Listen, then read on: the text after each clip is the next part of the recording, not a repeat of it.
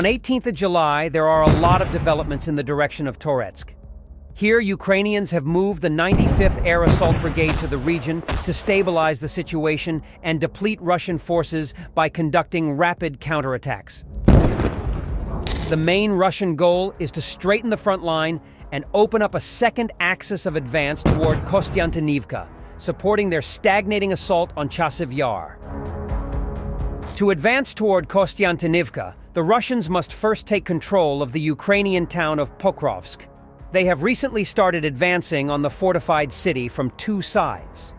However, as Russians have not moved large reserves to the region yet, the two Russian breakthroughs at Pivnichin and New York are unlikely to be planned offensive operations, but rather opportunistic strikes after a failed Ukrainian brigade rotation. The lack of committed reserves by Russian forces puts a harsh deadline on Russian soldiers on the front line. They have a limited amount of time to accomplish their goals before they run out of manpower, equipment, and, as such, their combat capabilities. Currently, Russians are trying to overwhelm Ukrainian defenses and cause an outright Ukrainian collapse by launching infantry assaults all over the equally fortified settlement of Pivnishna. Russians also launched a large bombing campaign on the town, using glide bombs, thermobaric, and conventional artillery to target Ukrainian positions on the outskirts of the settlement and the high-rise district.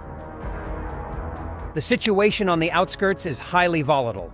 Russian and Ukrainian geolocated footage shows both parties are active in the same area, where Russians are sometimes able to reach the outskirts but get quickly eliminated here as well.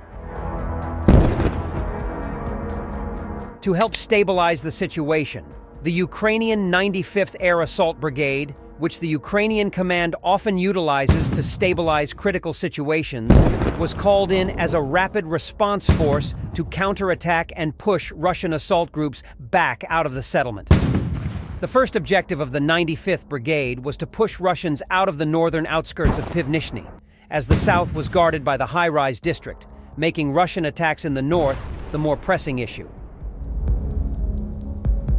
The brigade released a multitude of geolocated footage detailing their combat operations, as a Ukrainian drone filmed Russian assault groups entering houses on the outskirts.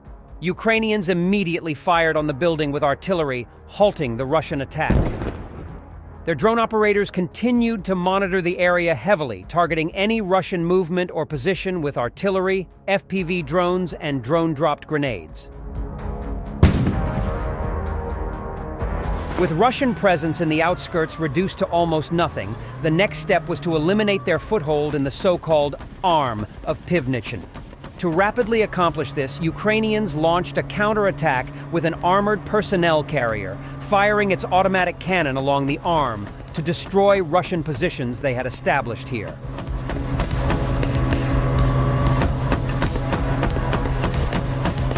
Interestingly, this was not an isolated operation. Ukrainians continued to use armored personnel carriers and infantry fighting vehicles to undermine the Russian foothold.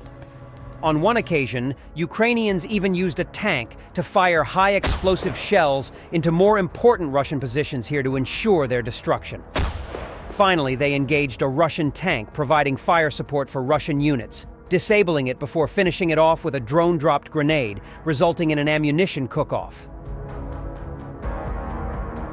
The sudden and high intensity of Ukrainian counterattacks on the outskirts has significantly weakened the Russian presence here and their foothold on the outskirts. While Ukrainians have not yet launched counterattacks to force the Russians out physically, drone operators have mined the supply routes with Baba Yaga octocopters, as well as dropping these mines directly on Russian positions. Ukrainians do not just target these supply routes with mines, but have them under FPV drone control as well, targeting any reinforcements with kamikaze strikes.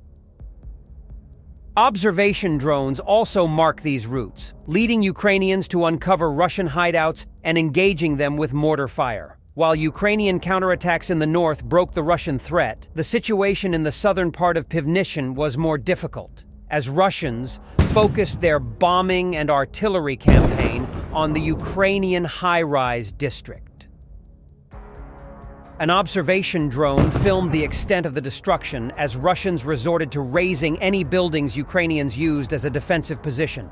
Through sheer destruction, Russians were able to take control of the southern suburbs and parts of the forest to open up more angles of attack on the Ukrainian high-rise fortifications. Despite the intense Russian bombing, Ukrainians continued posting videos of fierce urban combat from the apartment buildings. The footage shows Ukrainians engaging Russian soldiers with small arms fire and rifle-mounted and handheld grenade launchers. Ukrainian fighters also shared footage and images of Russian casualties as they attempted to move closer or into the Ukrainian positions.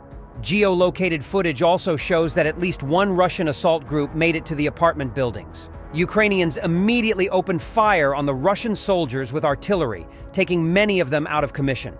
Ukrainians then sent a tank to finish the job with high explosive ammunition, destroying what was left of the Russian assault group.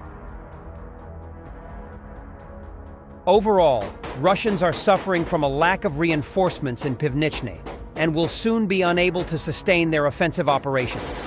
The Ukrainian 95th Air Assault Brigade has been moved to the area and is conducting swift counterattacks in the northern outskirts. This significantly weakens the Russian grip on their foothold and has majorly disrupted their logistics.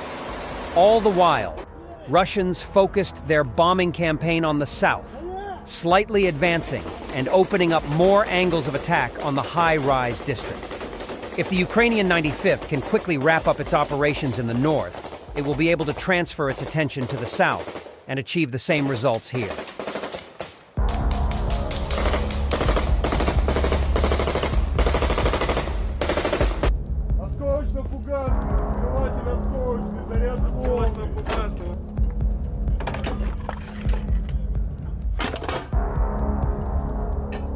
Часив 497, да.